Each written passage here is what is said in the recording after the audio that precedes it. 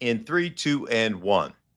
Hey, welcome into the Stinkin Truth Podcast alongside Mike Evans. I am Mark Schlarf. Thank you so much for making us a part of your day. Make sure you like and subscribe and do all those great things. Mike, how are you, buddy? I'm doing great, but I feel like we have to kind of circle back to our last podcast and a little bit of clarification. You created a little bit of a fire. I think you were taken out of context. Now I know how you athletes feel about being taken out of context, because I think you were taken out of context on this podcast.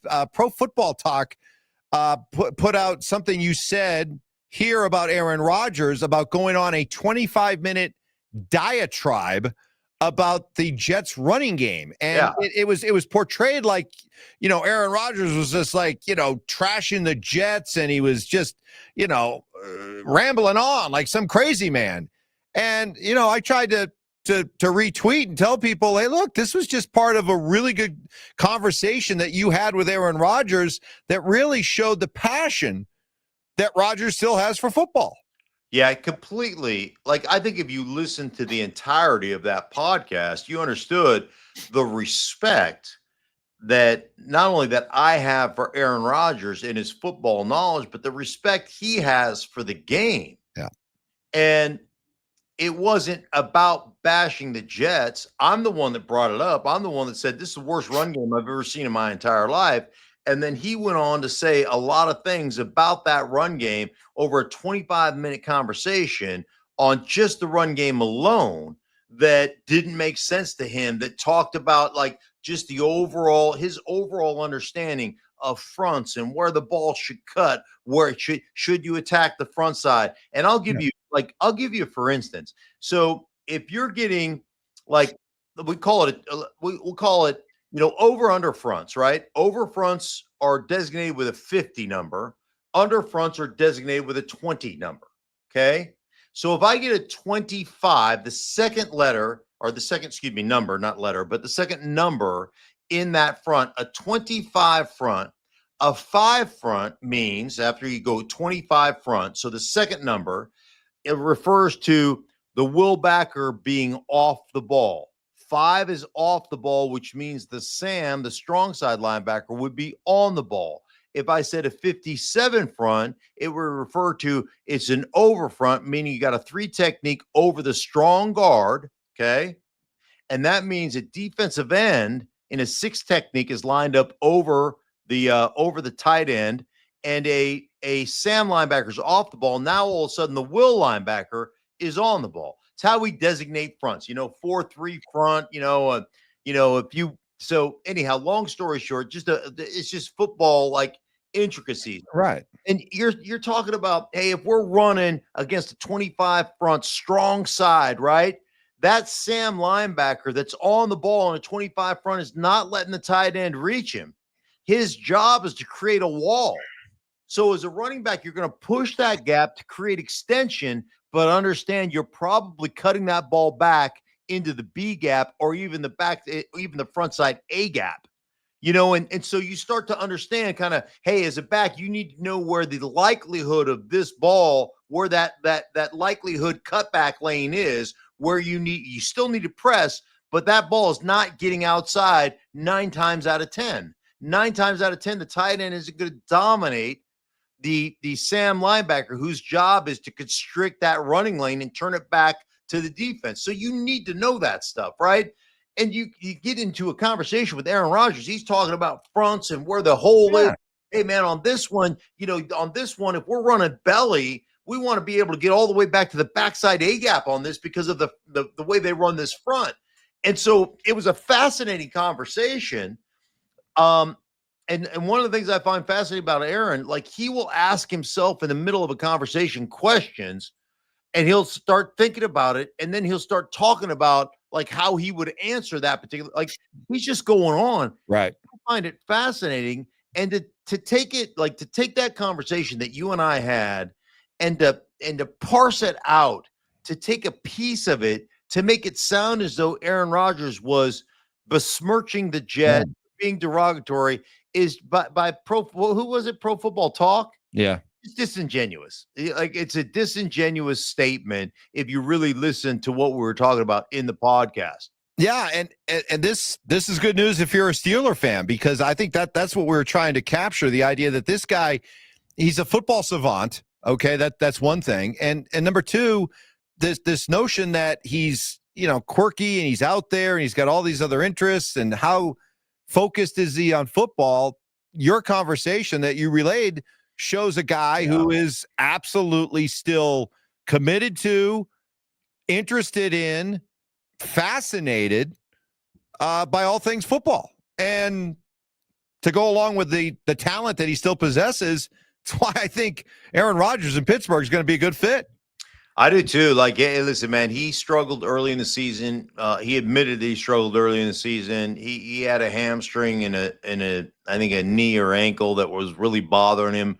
Bottom line, he wasn't moving around very well. Toward the end of the season, he started playing really well.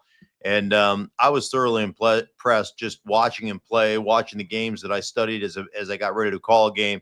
Like, Aaron Rodgers can still flat out play. And if he's right, and Arthur Smith is their offensive coordinator, that dude knows the running game. So, like, that's not going to be a problem. And let's to face it, like, if you really want to be good in the passing game, like, you have to create opportunities off your run game for explosive plays. And the best way to do that is to have a great run game and then marry it perfectly to what you do in the play action game. Because that's deception, right? That's how you get linebackers and safeties to bite, to stop their feet. That's where double moves come in.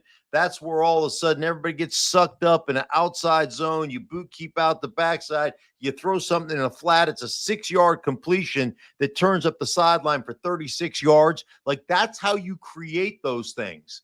That's how you get big explosive plays. And if you start to break down the NFL, and I had a coach tell me this, like a defensive coach say, every explosive we give up, like over the course of a season, he's like, it charts out in his estimation to about 3 points per explosive. So you give up a 20-yard play in any single drive, that's the equivalent of essentially you're going to give up 3 points. Okay. And so, you eliminate explosives.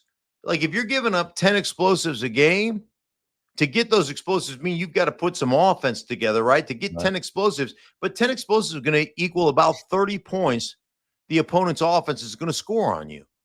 And so if you can limit your explosives to 4 or 5 a game, man, you're going to have a great chance to eliminate scoring and be one of the top defenses when it comes to scoring in general. And where you get explosives is off the play pass, off the play action, off the run action, in the play pass and play action pass game.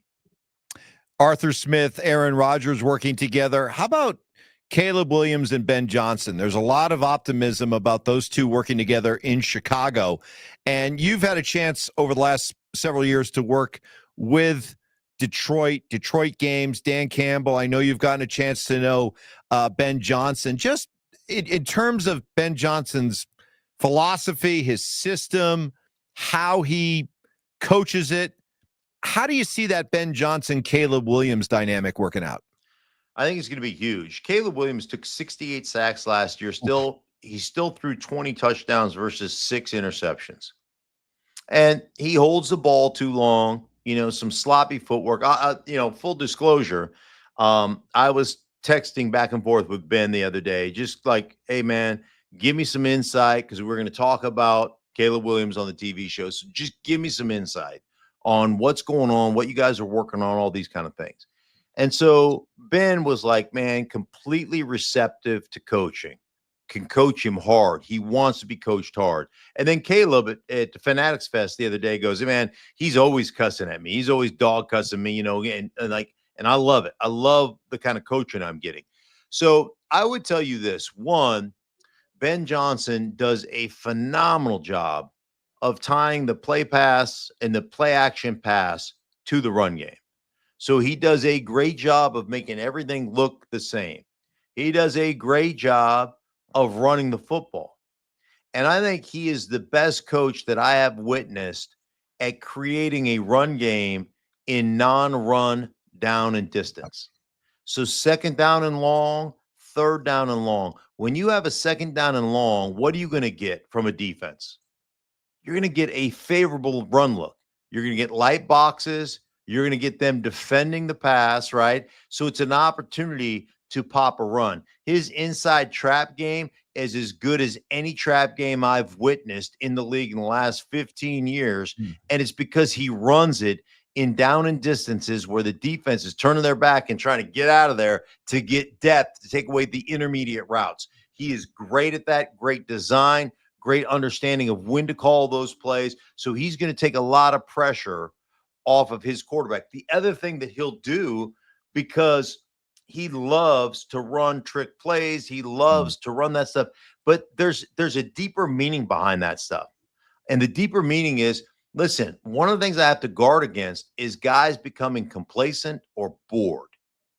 So every week you come in, you're like, what are we going to run? What are the trick plays? Hey, listen, man, I played 12 years in the league, Mike. We had trick plays in every single week. We never ran the damn things ever. Right. Like, yeah. So why are we putting them in? Yeah. Like, you walk in, you're like, hey, man, this week I get to wear the hat. I'm going to be the offensive lineman that catches one. I'm going to be the guy that runs the naked reverse. I'm going to be the guy that gets the chance to catch it and do the hook and ladder. I'm going to be the guy that catches the hook and ladder. I'm going for like, everybody comes in and gets excited about that stuff, right? So all of that stuff. And then, one of the things he talked to me about, or he texted with me about, was wait till you see this offensive line.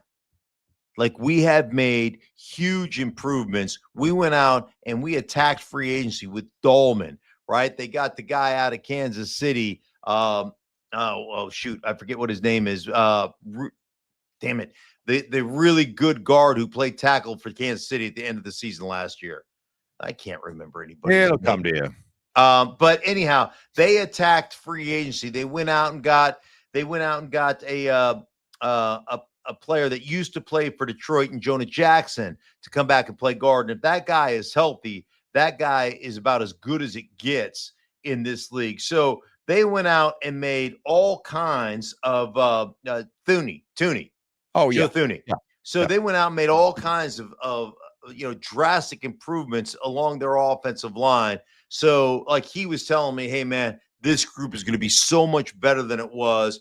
And ultimately, he'll hold Caleb accountable for getting the ball out. He's changed some of his footwork. He mentioned that in our text session back and forth. So a lot of good things to look forward to if you're a Chicago Bears fan.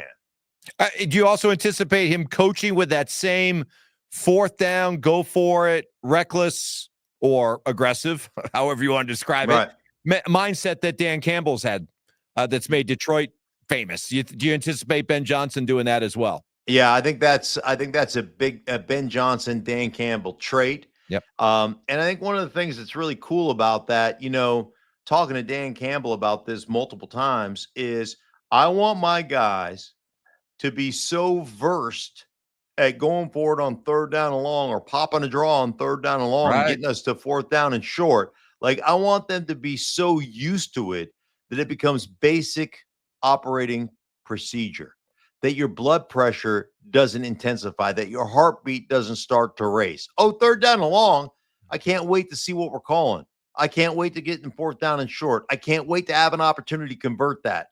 Like, it becomes such there's so mainstay. I'll be honest with you, Mike. It wasn't my mindset when I played for 12 years. No. You fourth down, man, you pucker up. Yep. Like, your butthole gets tight. Yep. Because you're in a situation that you don't normally get into. You don't normally go for it on fourth down.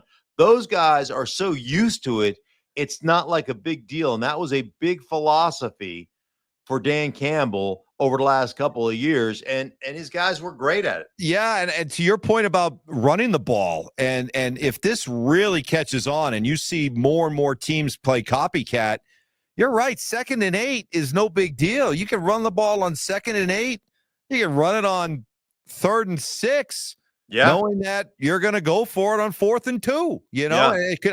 I could see the potential for that to really open up offenses, because defenses are going to have to accept the fact that 2nd and 8, 3rd and 6 is a legitimate rundown now. Yeah, you look at Washington, the Commanders, and what they did last year. I mean, nobody was better on fourth down than the Washington Commanders, and it was one of those situations where they just said, "Hey, man, we got a quarterback who's a dual threat guy. Yep. We can run the ball, we can pass the ball, we can do whatever we want, and hell, like we know the other thing about Washington that was a little bit different. Washington did that partially because they knew they couldn't stop people on defense consistently, Right? And Dan Quinn, now they got better as the season went along, and Dan Quinn will do that for you because he's such a dynamic coach. But initially, they got good at fourth down because Dan knew, like, that Cincinnati game. We ain't stopping Cincinnati, right? So they got to the point where they were like, hey, man, what we're going to do is we're going to try to keep the weakest part of our football team, our defense, off the football field.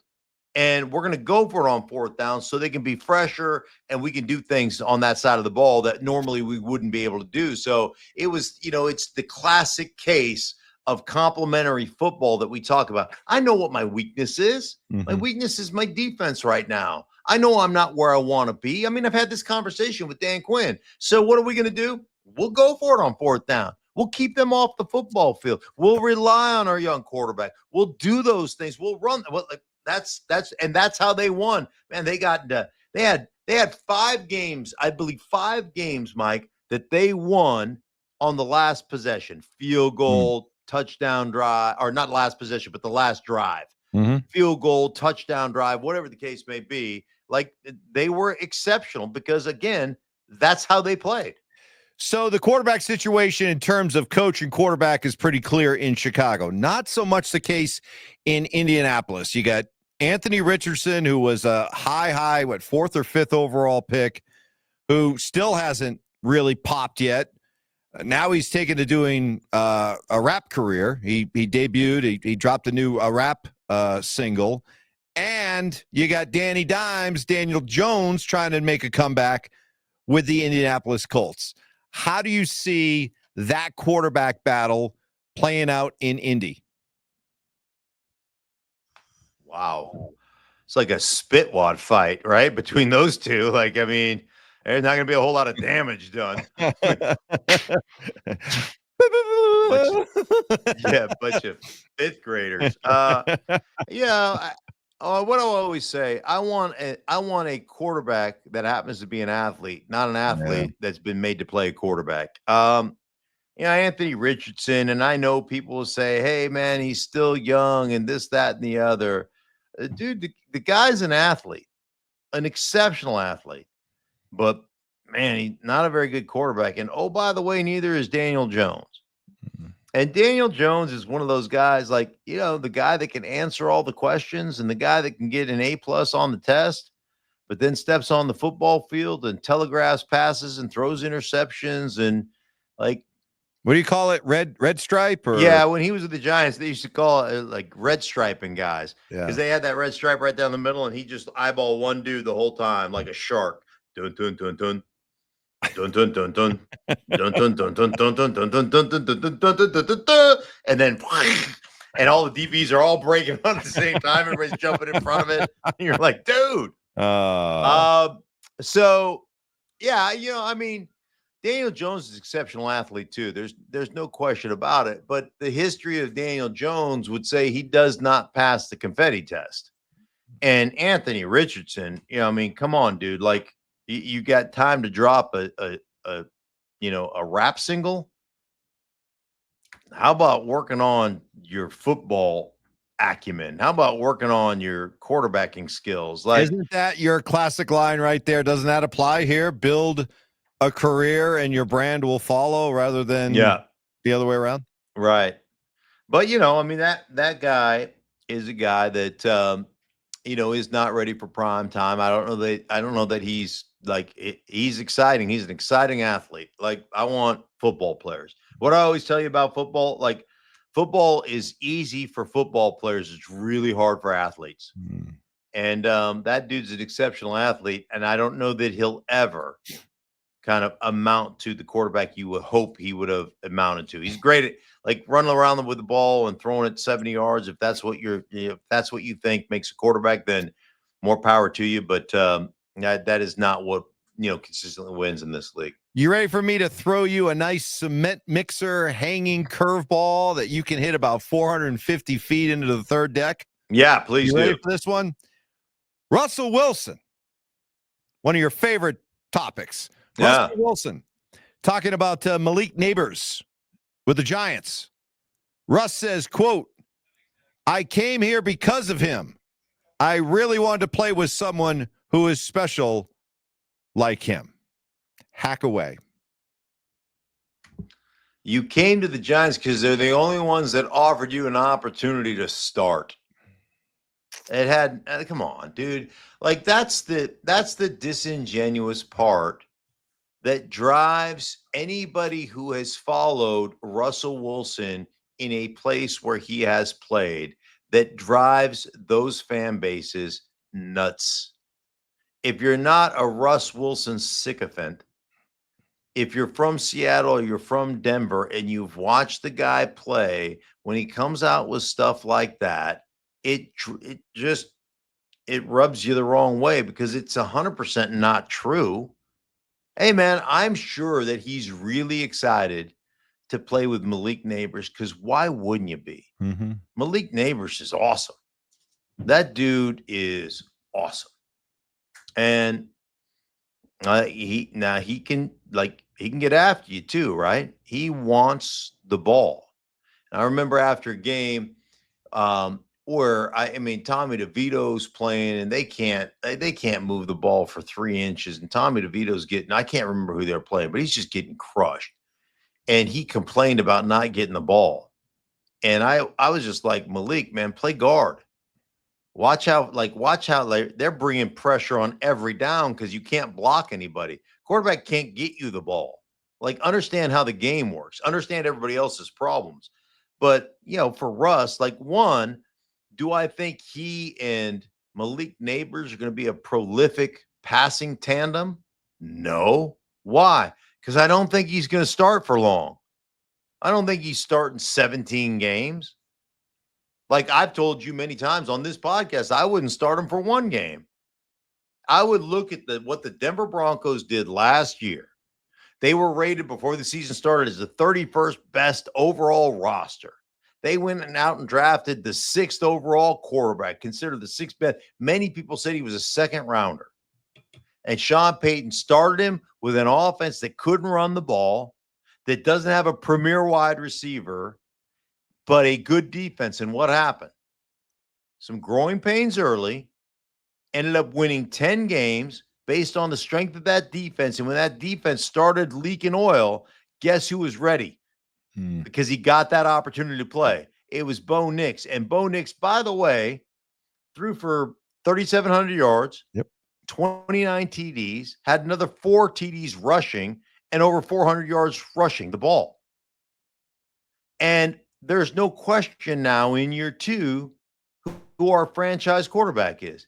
It's Bo Nix. So you're telling me in Giant Land, where you have a really good defense, you've got 2 pass rushers on each end, one guy, Abdul Carter, you drafted 2nd overall or whatever it was. You've got Lawrence, Lawrence at the nose guard position. Dexter Lawrence, sexy Dexy. Yep. Like you got some really good players on your defensive side of the ball. It's the perfect time to bring in your rookie quarterback and groom along the way. But the bottom line is there's nobody in America that believes that the long-term answer at quarterback for any franchise, I don't care who the franchise, Giants or anybody else, is Russell Wilson or Jameis Winston. Right. Nobody believes that. Well, I don't even think they believe that. When I see those comments from Russ, he's either clueless or I almost admire him for being so blissfully ignorant to what his new lot in life is as an NFL quarterback, that he still looks in the mirror and he still sees that, it wasn't long ago I was on that fast track to the Hall of Fame and I was making $50 million a year and I was in huge demand to be traded by the Denver Broncos. And I still see that guy. There's part of me that's like, wow, you still believe that, Russ? I almost admire that, even though it's painfully obvious to all of us that you have now settled into that dreaded bridge backup journeyman quarterback. But it's like he just doesn't recognize it. Does he really? I'm almost in awe of him. I know. Does he really believe it? Or does he just keep like fake it till you make it, man? I don't know. That comment right there, hey, it's like, hey, I was in high demand. I could have gone pretty much anywhere. Anyway. And let me tell you, I came to the Giants. I handpicked the Giants. Yes. I wanted to play with Malik Neighbors. I was thinking to myself, Cincinnati, kick Joe Burrow out, take his job. Buffalo, kick out Josh Allen. Lamar, out of here. See you later.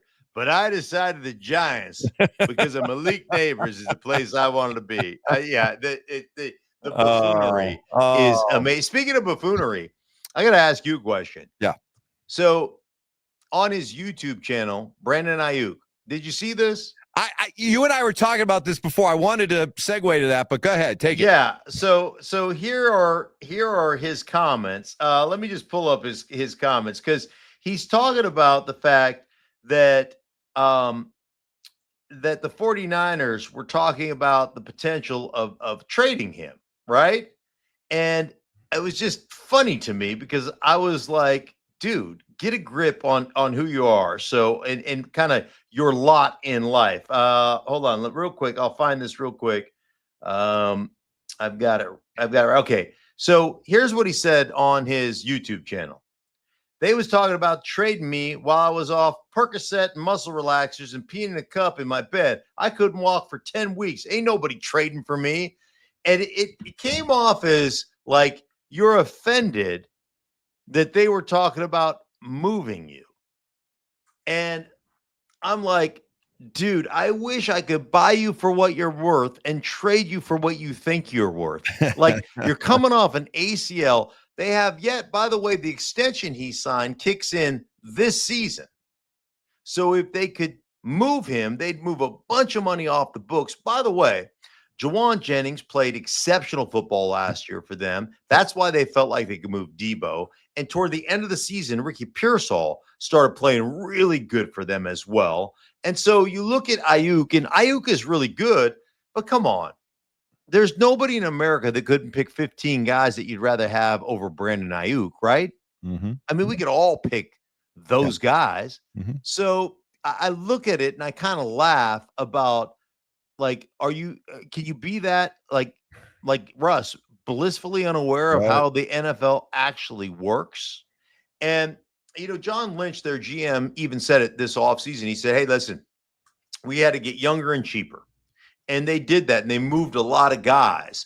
And so in your quest to get younger and cheaper and to re-sign Brock Purdy, is it feasible that a guy like Aiyuk was talked about? Yeah, I would expect it. And as a player, you understand that you have to expect that that's what they do. I tell this story all the time. I've told you this story before, but the very first meeting I ever had as a member of the Denver Broncos with legendary offensive line coach Alex Gibbs. And we're sitting in that meeting room, and it's 12 guys that they assembled together for the first time in 1995. First time most of us have ever met each other. We're all sitting in that room very first day before OTAs. And Alex Gibbs addresses the room in front of the room, and he says this. He says, hey, listen, here's what I expect, my expectations. There is nobody in the league that will outwork us on the football field, in the classroom. And that includes myself. There's nobody that will get outworked in this. That's my expectation for you. We are going to go out and we're going to play our asses off for one another. There's nobody that's going to outwork us, outstudy us, out-prepare us, outsmart us. We'll be the smartest group in the NFL, bar none, myself included. we are going to leave no stone unturned. You guys will be the most educated group in the National Football League. Guarantee it. He goes, but let me just tell you this. He goes, if it comes between you and the team, I will fuck you. Do you understand? He goes, you're getting fucked because this team is more important than you. Do we understand each other? All of a sudden, you're all kind of sitting up a little bit straight, right? Yeah, exactly. And I was like, that was my very first encounter with this guy as my coach, my offensive line coach. And you know what I said to that? I can play for this guy. Yeah. It's straight up. Yeah. Here's how it is. This is the way it's going to be. And I will tell you, there was not one group who played better than us as a unit, that was smarter than us, that did things. We did things that nobody else was doing were doing at the time. Like just from a understanding of protection and defensive rotations and like it's like I became a much better football player under the tutelage of Alex Gibbs because I became a much smarter football player under his tutelage. And so I just respect that's the way the game should be. And like you get offended as the 15th, 16th, 20th, whatever best wide receiver in football, get over yourself. Get over yourself. Stop it. All right. Good stuff this week. Good stuff. All right. Hey, listen, we're going to take a little bit of a break. Yep. I am off. I am taking, don't tell my grandkids this. If any of you have my grandkids, can get a hold of my grandkids, then I'm calling the cops. Yes. Okay. But don't tell my grandkids this. But my middle grandchild, Drewby, a couple of months ago, like we're sitting around and I think we're in Tampa at the time. And she says to me and my wife, she goes, you know what? And she goes to me, she goes, you and Tutu ought to take us on a Disney cruise. Just us three grandkids. We'll leave my parents behind. And so we are flying out to Fort Lauderdale and we're meeting them in Fort Lauderdale. They don't know they're going on a Disney cruise and we're taking them on a Disney cruise. So it's me and my wife and the grandkids. We are bringing their parents. Oh, yeah. No, dude. Yeah. Bring the parents. Because you don't want that. You don't want the beauty. Oh, no. I'm a strange duck. I would love it. I lobbied against the parents. Really? Yes, I lobbied against the parents, but my wife. Because I've been on that same cruise. It's a blast, by the way. You're gonna have a blast.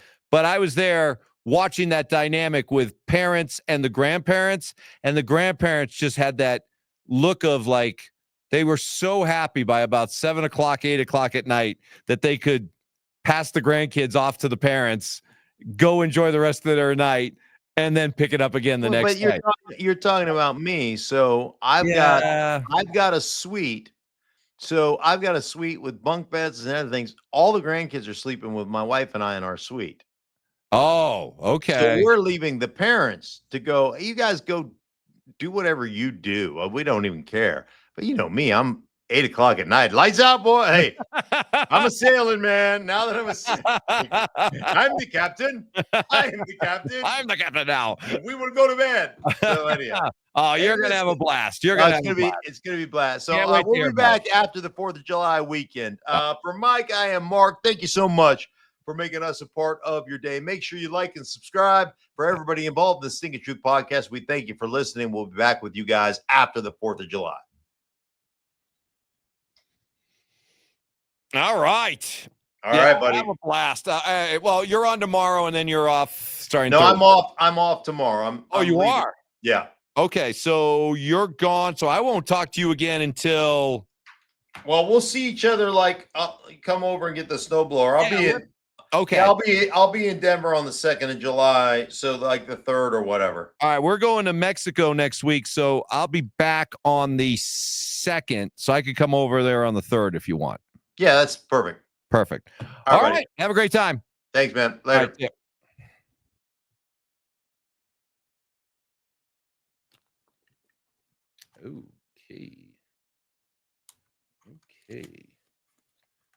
Okay.